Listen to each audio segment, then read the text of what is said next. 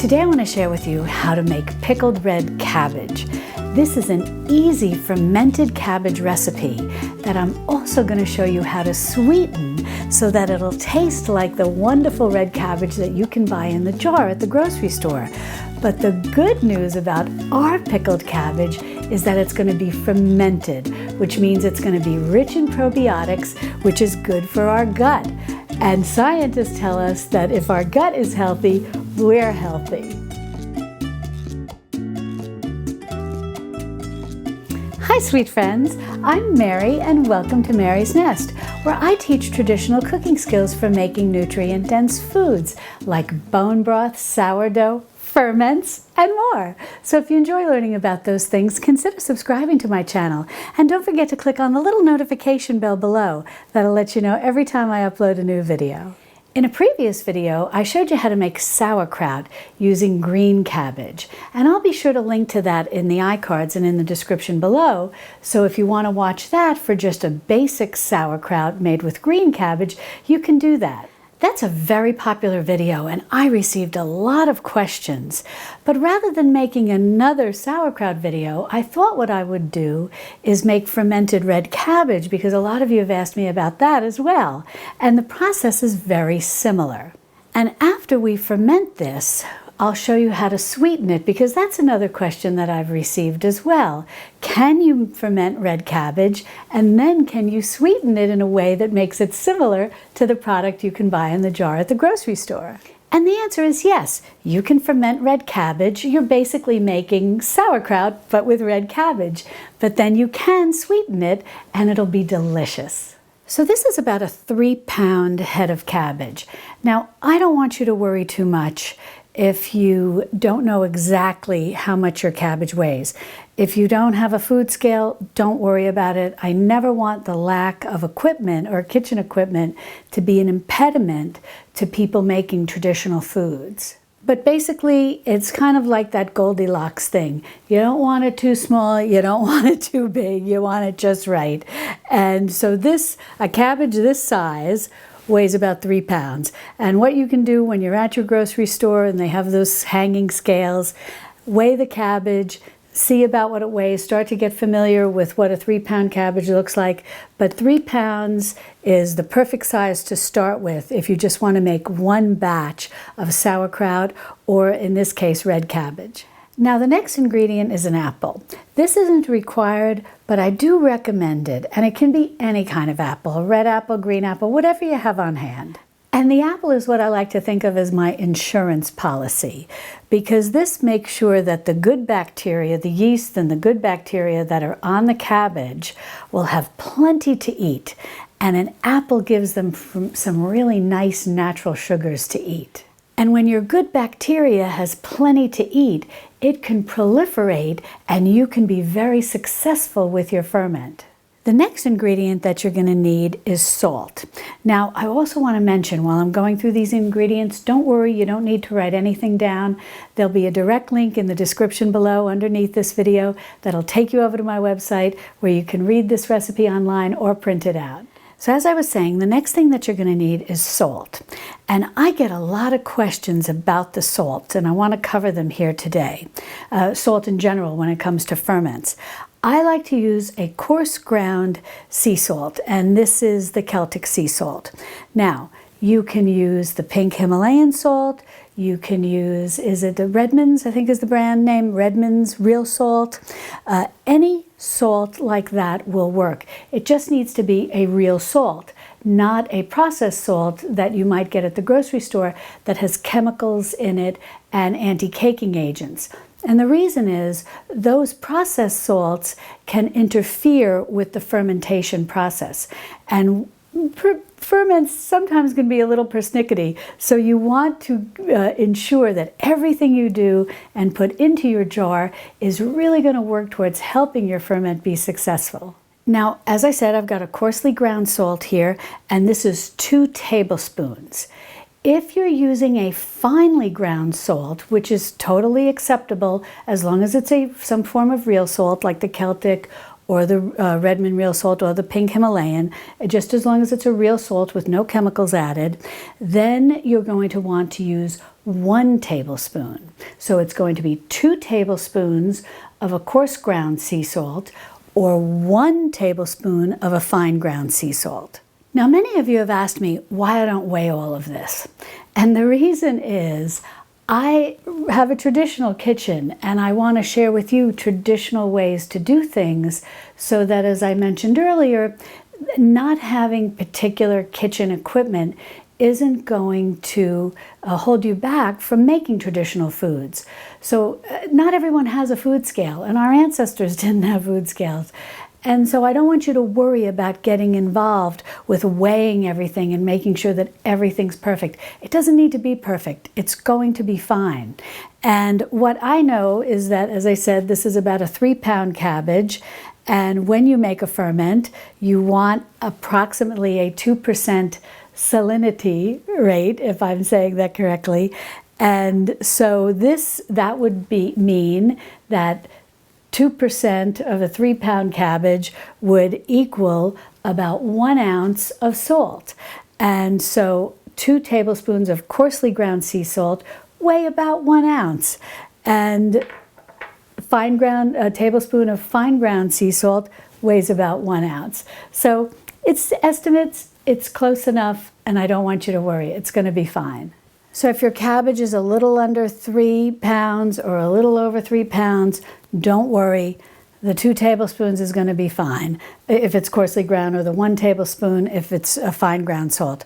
I even use just 2 tablespoons of salt if I have even as high as a 4-pound cabbage. Sometimes the green cabbages are larger, and I don't worry about it, and it'll come out great. Now, another question that I get a lot of is, do I have to use all that salt? I'm on a salt-restricted diet. I really don't want to use that much salt. And yes, you can use less salt. If you want to go with 1 tablespoon of the coarse ground or a half a tablespoon of the fine ground, then you can substitute, adding in place of that salt, the amount that you've removed from your measurement, a 1/4 cup of whey. And this is simply the liquid that comes off of strained yogurt or strained kefir, something like that. So for example, if you wanted to decrease your coarse ground sea salt to just 1 tablespoon, you'd use a 1/4 cup of whey. 1 tablespoon of the coarse ground salt, a 1/4 cup of whey. And you would add that into your jar with your cabbage and your apple. But I will tell you very honestly, and this is going to be personal preference, and you're going to have to experiment, I'm not a big fan of using whey in vegetable ferments. I find that sometimes whey can have a little bit of a milky flavor, and it can impart that little bit of milky flavor into my ferment. So I don't use whey. But over time, as you make more ferments, you're going to have brine from your ferments, which is going to be very rich in probiotics. So then you can use half the amount of salt and a 1/4 cup of brine from a prior ferment. Now, yes, there is salt in that brine, but it's going to be less than if you were going with the 2 tablespoons of the coarse ground salt. So again, you would just cut your salt, whatever salt you're using, cut the amount in half and go with a 1/4 cup of brine.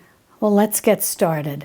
The first thing that we're going to do is cut our cabbage in half and then in quarters, and we're going to take out the core. Now, before we take out the core, we're just going to peel off this outer layer of our cabbage and just put this to the side. Don't discard this. We're going to be using this.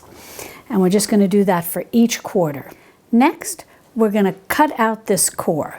You can just put it on the side and just take it right out like that. Don't throw this out. We're going to also use this, so put that to the side. So we've got all our cores out and we've put them to the side. The next thing that we're going to do is just slice this as thin as we can. And so you just want to slice it thinly. And again, it's not an exact science. You just do the best that you can. And another thing I want to mention to you, as you are slicing all of this up, when you start this process, make sure that your hands and your utensils are all very clean, because you don't want to introduce any bad bacteria into your ferment. You want to give the good bacteria as strong a start as you can. Well, we've got the cabbage all sliced up, and now you have a couple of options.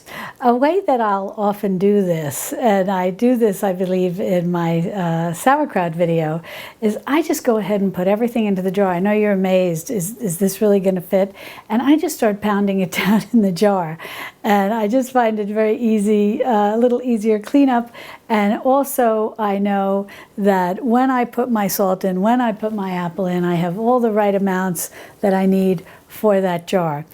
But today, just to show you a different way, and if you're not comfortable doing that, you can go ahead and just put it in a bowl. I'm just going to use a very lightweight stainless steel bowl here. You can use a glass bowl if you want, but make sure it's a nice heavyweight one because we're going to be pounding it. So I've got all this cabbage in my bowl, and then I'm going to take my 2 tablespoons of the coarsely ground sea salt, and I'm just going to sprinkle that all around. Just give it a good shake, incorporate that salt a little bit, and then we're going to put that to the side and we'll prepare the other things. Now, as I mentioned, the apple has a lot of natural sugar that helps to feed the good bacteria.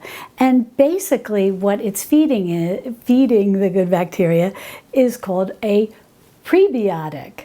So our sauerkraut, our red cabbage, when it's all finished, is going to be very rich in probiotics, good bacteria. Well, they need something to eat, and what they eat are the prebiotics. And the reason that we save the cores of the cabbage is because they're also very rich in prebiotics, in things that the good bacteria like to eat. Now, if you were doing all of this on a food processor, you could just go ahead and grind these right along into your food processor. But again, I like to make this as easy as possible, and most people have a hand grater, and if you're not doing a very large batch of this, a hand grater will work fine, just to go ahead and grate the core, and we'll grate the apple. And grating it on the large grater side is fine. That's perfect. You don't need to use the small grater. And just do the best that you can. Don't worry about the very little nibs. You know, protect your fingers. Alrighty. Now we've got all of this beautifully grated, and we're going to go ahead and add this right in with the rest of our sliced cabbage. Next, we'll go ahead and grate our apple, and we'll just cut a little bit of the core out where the seeds are and whatnot. And then we'll just sort of grate each edge. Now I'll just grate my last piece of apple, and when this is done, then we'll just get a little bit off of those cores and just leaving out the seeds. And I'm just going to take these cores that I cut out and just shred as much as I can. I don't like to waste anything. And I'll just do each side, and then we'll get ready to add this to our cabbage. So we've got our shredded cabbage, the shredded core, the shredded apple, and our 2 tablespoons of coarsely ground salt, and now the fun begins. We need to mash this down until the cabbage releases a lot of its liquid and begins to soften, and then we're going to pack it into our jar. Now, there's a couple of different ways you can do this. If you have one of these things, I think it's called a pickle packer. You can definitely use this, and it makes the job very easy. There's also other ones that look a little different, more with a handle and a larger kind of mallet looking thing on the end, like an up and down mallet. And it's often sold under the name of kraut pounder and different things like that. But if you don't have that, don't worry. You can use a wooden spoon. You can use a spatula, a wooden spatula, whatever you have. You can even just use your good old hands that are nice and clean and get in there and just start to squeeze and squeeze and squeeze. This is good hand exercise. So we'll go ahead and get started, and I'll show you what it looks like as it releases its juice. Well, I gave this a good pounding, and I'll overlay a picture so you can see exactly what it looks like up close. And then usually what I do is I let it sit for about 30 minutes, and this helps the salt to continue to extract liquid. And the reason that we want to do that is the reason we want to extract the liquid, whether you do it just through maybe pounding it for a long period of time. I get a little tired, but I do pound it and then just let it sit and let that salt to start working at extracting that liquid, is because when we transfer this to our jar, we're going to pack it down really tight, and it needs to be completely submerged under liquid.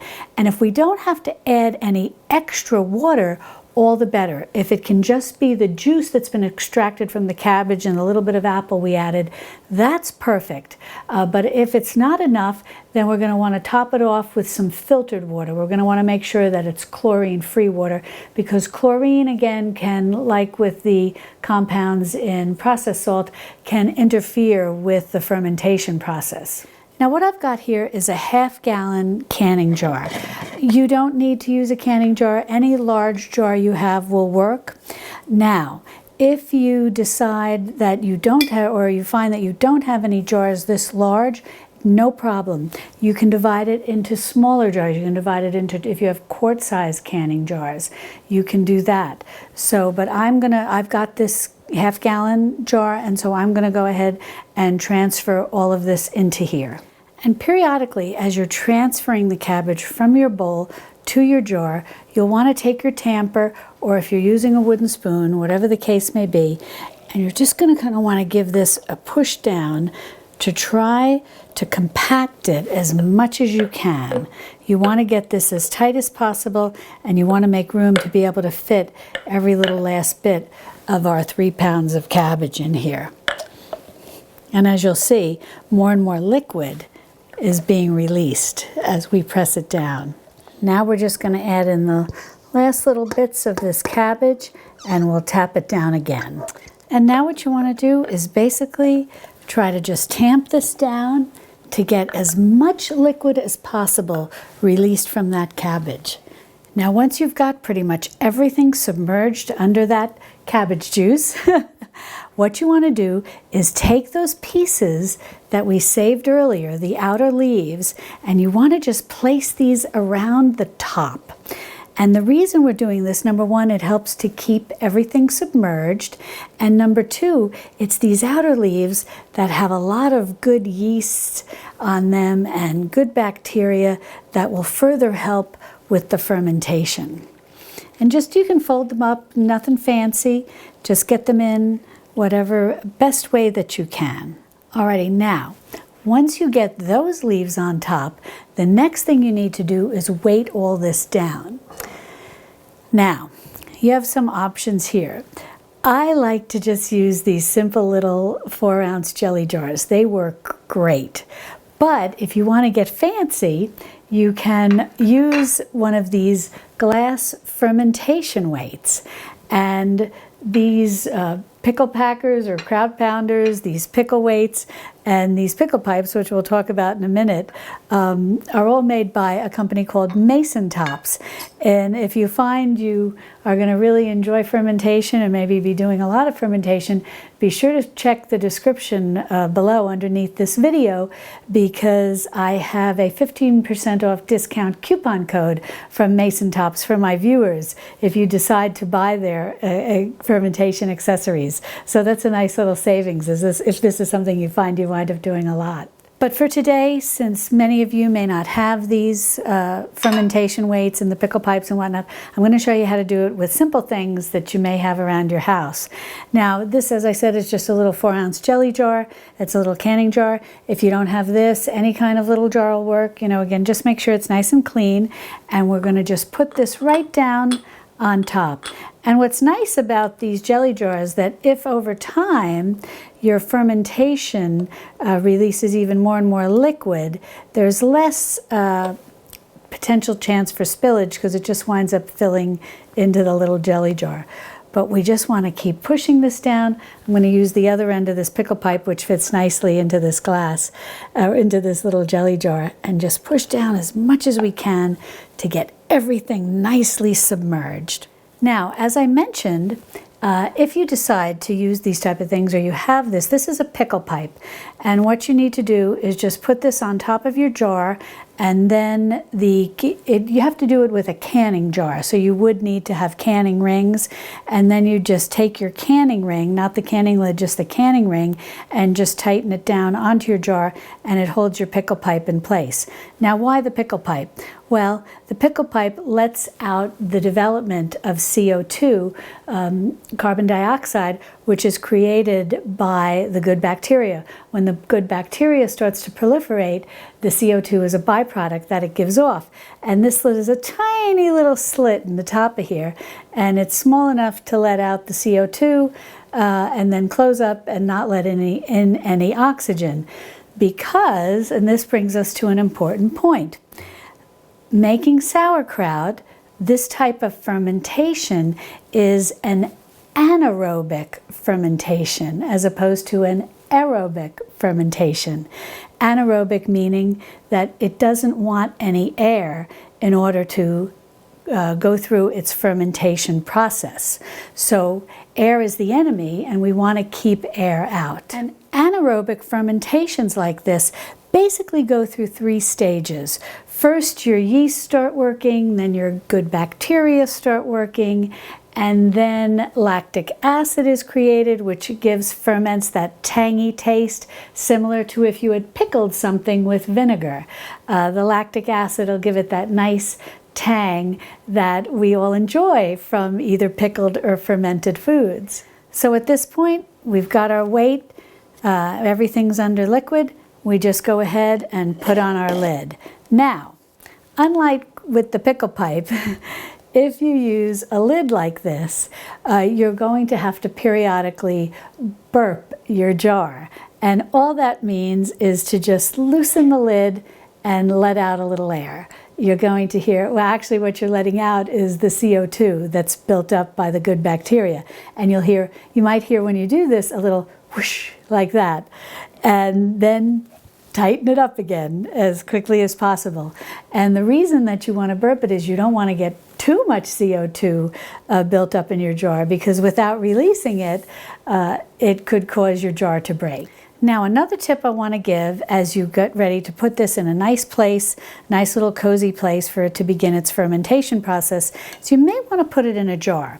Because what can happen is as the good bacteria takes over and starts to really get this fermentation process going, you're going to see a lot of bubbling. And it can get to the point where even when you're releasing the CO2 gas, it still might bubble up in the interim of doing that. Maybe you do it twice a day, even so, or maybe every other day or every day. It really depends. You have to kind of keep your eye on it. If you see it really bubbling, you'll want to just give it a little release and then tighten it again. But what can happen sometimes is, even though you have a lid on it, this is not completely tight. And so some of the liquid can come up and maybe bubble over and out onto your jar, even sometimes when you go to burp it, if the liquid has become very high. And so this is a nice little insurance policy, so to speak, to have this bowl to keep your counter clean or your pantry clean, wherever the case is that you might be fermenting this.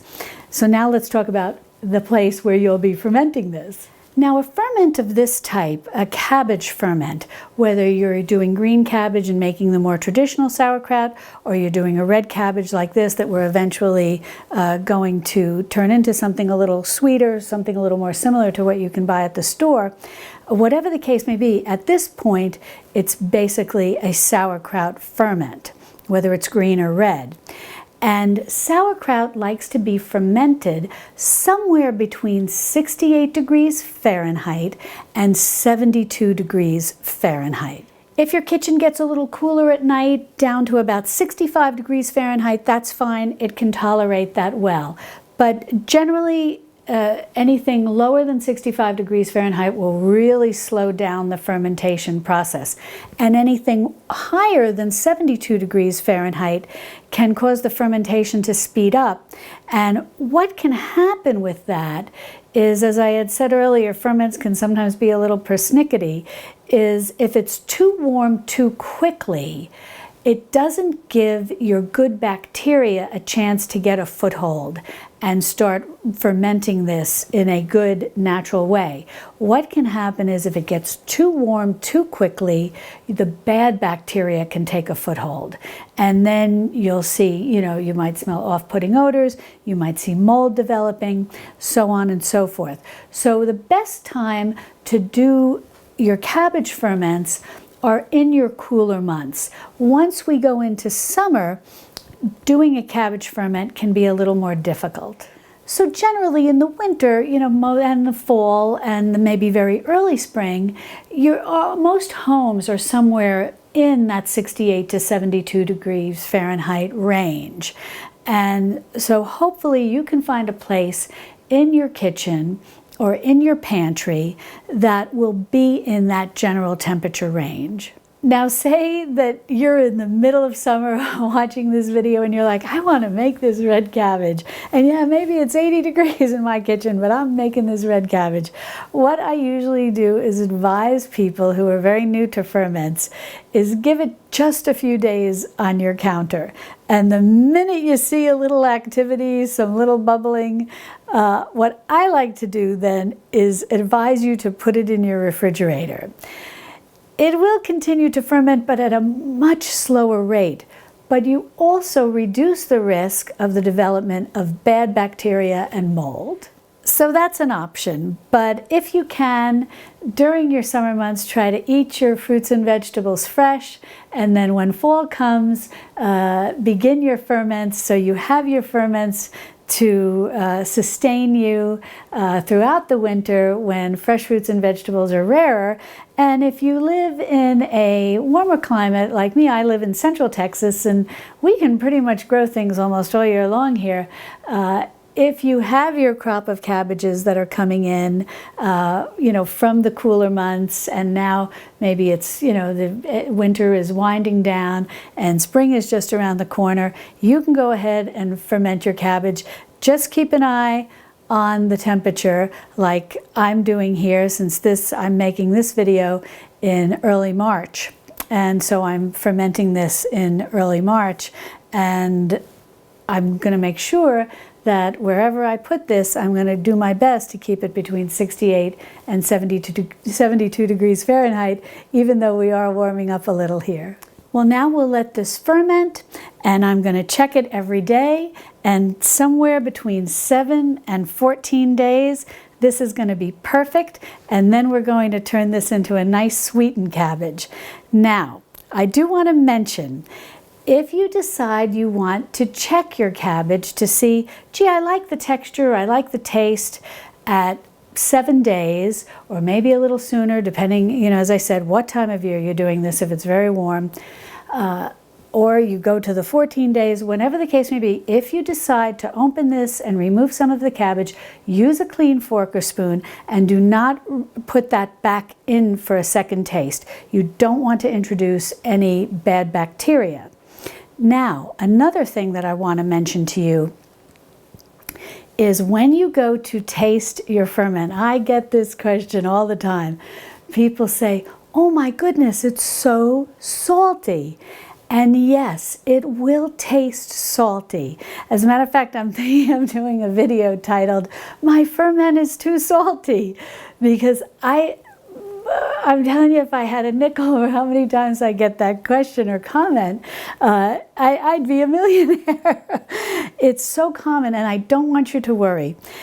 It will taste salty, but what happens is, after you pass that 7 or 14 day time frame, depending on the conditions in your kitchen and how the fermentation is going and so on and so forth, the cabbage will begin to absorb more of the brine. And as the cabbage begins to absorb more of the brine becomes less salty, and the cabbage actually becomes more flavorful. So then when you go in to taste it, the brine that is, clinging to the cabbage is no longer so salty. So it does mellow over time. So don't worry. Once you're done with the fermentation process and you go to put it in your refrigerator, sauerkraut, like all ferments, often are better over time. So as they mellow, you will find they taste delicious, and they've got a nice tang to them once that lactic acid is produced, and they don't taste salty. Ultimately, what you're looking for is something that has a nice tangy flavor to it. And as I said, you may be a little salty if you're getting a lot of the brine, but you're looking for something that's a little tangy. And then at that point, you're going to remove the weight and remove the top cabbage leaves, and you're going to refrigerate your ferment, because ferments like to be stored at about 40 degrees Fahrenheit. So that can be the top shelf in a refrigerator, or if you have a root cellar, that's wonderful too. But they're not something that you can just leave out for an extended period of time, as it will continue to ferment and may become too soft or to a level that's unpalatable, or potentially even spoil. But if you want to be really perfect on knowing when your ferment has reached the correct level of fermentation, you can use these pH strips. And you can find these pretty much anywhere. I'll put a link below. I get them on Amazon. You can also find them at your local pharmacy. They just come in a little container like this, and they look yellow. And then on the front, I'll take a close-up picture so you can see, there are all different color variations, and this strip will change and match one of these, and then you can know exactly what the pH is of your ferment. And for sauerkraut, what you're looking for is a pH of 4.0. Now, I tell you this, I know most home cooks may not have this handy, and if this is something you want to go out and get, great, because you are nervous about doing ferments for the first time and you want reassurance, you can use these. Once it gets to 4.0, it's fermented, it's perfect, you don't need to worry about it anymore, and you can refrigerate it. But if you don't have anything like this, this can be very reassuring to the beginner. But if not, as I said, a tangy taste is going to indicate to you that it's probably reached the correct pH. Alrighty, well, let's let this ferment, and when this is ready, I'll show you what it looks like. We'll take a taste, I'll describe it to you, and then we'll move on to the next step of creating that red cabbage similar to what you can buy in the jar at the grocery store. Well, I just wanted to film a short segment to show you how the red cabbage is coming along after about 3 days on my counter. I'm going to overlay a video where I tried to film and show you the bubbles that are starting to bubble up to the top. I hope you can see it. A little difficult to film, but as the days go by, it'll become even more bubbly. And I've started burping it, as I told you, and then just closing it up again to let out any CO2. But it's coming along beautifully, and we'll check it in a few more days. Well, this is fermented for a few days longer, and I think it's ready. So we'll open it up, and we'll take out the little glass weight that I put in here, the little jelly jar, and we'll just take out some of the liquid, and we'll test it with our pH strips to see about where it might be on the pH level. But it smells wonderful. It has that fantastic red cabbage smell.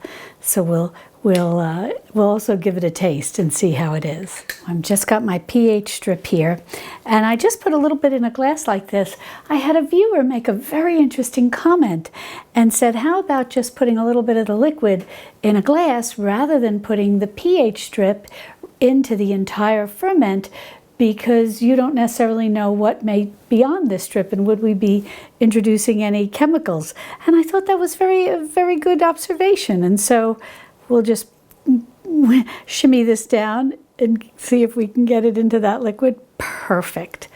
And then we'll line it up and compare it to our pH little grade here. Well, this is showing that it's coming somewhere between the 3.0 and the 3.5, so it's definitely ready, because what you're looking for is at a pH of 4.0 or lower.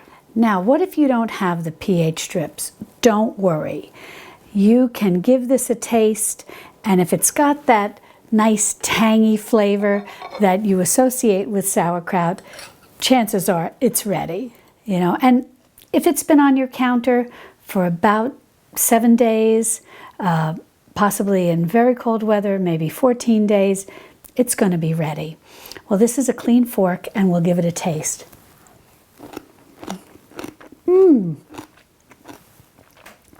Oh, that's delicious. Well, that's got a wonderful flavor, as is, with a delightful crunch to it. And you could just leave it like this, and this will stay very fresh in your refrigerator for about 3 months. Now, you can certainly keep it in your refrigerator up to 6 months, but it'll start to become softer in texture, which you may or may not like. It really depends, but it will become softer in texture after 3 months. Now we'll move on to sweetening this and making it more like the sweetened red cabbage that you can buy in the jar at the store. Now you may be wondering, why couldn't we just put the sweetener in right at the beginning? Well, we did use the apple, which helps give the good bacteria a little boost, a little extra something to eat.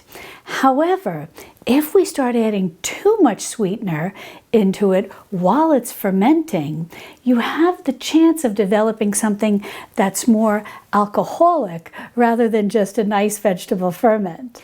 So it's generally recommended to add your sweetener after you've finished the fermentation stage and you're getting ready to refrigerate it, which slows down fermentation considerably. Now what we're going to do is transfer this to a large bowl so that we can mix in our sweetener. Now, how much sweetener do we want to add? That's an excellent question. And it really comes down to what you like. For this much red cabbage, I like about 1/4 cup of maple syrup. I find that's perfect. It just brings out the flavor, adds a little bit of sweetness, but it's not overpowering. In addition to maple syrup, you could also use honey, or you could use any of the dried sweeteners, the dried cane juice like sucanat. Also, start with about 1/4 cup, give it a taste, and work up to a higher amount if you want it sweeter. I find liquid sweeteners like honey and maple syrup work very well because they are liquid and they mix in beautifully. Now, the dried sweeteners like the sucanat, or if you want to use date sugar or even maple sugar, they do dissolve, but it's just going to take a little longer. And so you might need to give it 10, 15, 20 minutes while it's dissolving and then give it a taste. So we'll go ahead now and add in our 1/4 cup of the maple syrup. Now we'll just give this a good mix to completely incorporate all of that maple syrup throughout the red cabbage. Then we'll give it a taste and see how it is. Well, I've got that mixed in really well. I got another clean fork because we always want to put clean forks or spoons, whatever the case may be, into our ferments because we never want to introduce any unfriendly bacteria that could get a foothold in our ferment. But now we'll give this a taste and see how the sweetness level is. Well, that's perfect. Now I'm going to put this back into my jar and then I'm going to refrigerate it. And I'm not going to put the weight back on it. I don't need to do that. And I'm not going to put the large red cabbage leaves that we put down on the top. Those are just going to be a nice little cook's treat. This way, just putting the cabbage into here and putting it in your refrigerator every time you want it, it's just very easy to open up and take out as much as you want. Now you can eat this just as is, cold. You can use it as a condiment or a small side dish. But what if you want to serve it as a warm side dish? What you'll want to do is warm it very gently on the stove, just to the point where it's warm and not hot. And the reason for that is we want to maintain it as a living food. We don't want it to get higher than 110, which basically just feels like some warm bath water. So you can test it easily with your hand. You don't need to worry about having a thermometer or anything like that. But if you keep it in that 110 or lower temperature range, you maintain its living food status, which protects all the wonderful good bacteria, the good probiotics that are in our ferment. Well, I hope you'll give the sweetened fermented red cabbage a try. It's very easy to make, it's delicious, and it's rich in probiotics, unlike what you can buy at the store. And if you'd like to learn how to make more fermented vegetables, like a salsa and the secret to crisp pickles and a cabbage slaw and a wonderful Italian mixture of vegetables called giardiniera, be sure to click on this video where I show you how to make all those and more. And I'll see you over there in my Texas Hill Country kitchen. Love and God bless.